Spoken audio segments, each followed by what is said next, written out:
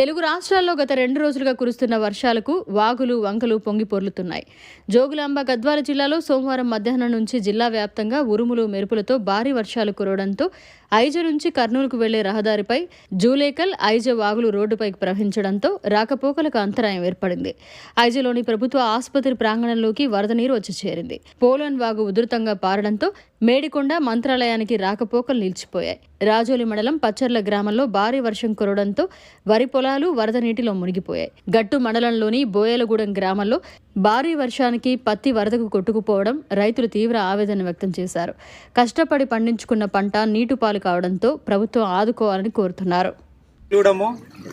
నాను ఈ సంవత్సరము 2 ఎకరాలు ఒండు తోలిచ్చి సిడిపత్తి పెట్టిన 2 రోజుల వర్షానికి నా సిడిపత్తి మొత్తం 2 ఎకరాలు కొట్టుకుని పోయింది. కాబట్టి దీనికి ఏమైనా ప్రభుత్వం నష్టపరిహారం ఇవ్వాలని కోరుతున్నాను. దీన్ని అందరూ అన్న వీడియో వైరల్ చేయండి. కొద్దిగా రైతులకి ఎవరికైనా కష్టం వచ్చి కూడా ప్రభుత్వం దీన్ని పరిష్కరించాలని కోరుతున్నా. కాబట్టి మా సిడిపత్తి రైతులు చాలామంది నష్టపోయినారు.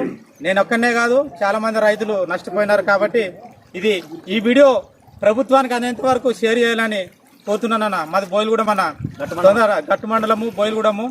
కాబట్టి దీన్ని అందరూ వైరల్ చేసి, కాబట్టి అలాగే మా ఊరు 2 వాగులు 3 వాగులు ఏకమై పారుతున్నాయి. కాబట్టి దీన్ని ప్రభుత్వానికి కూడా అందించి ఆ వాగులకు బ్రిడ్జిలు ఏర్పాటు చేయాలని కోరుతున్నాము. కాబట్టి ఈ వీడియోని అందరూ షేర్ చేయండి.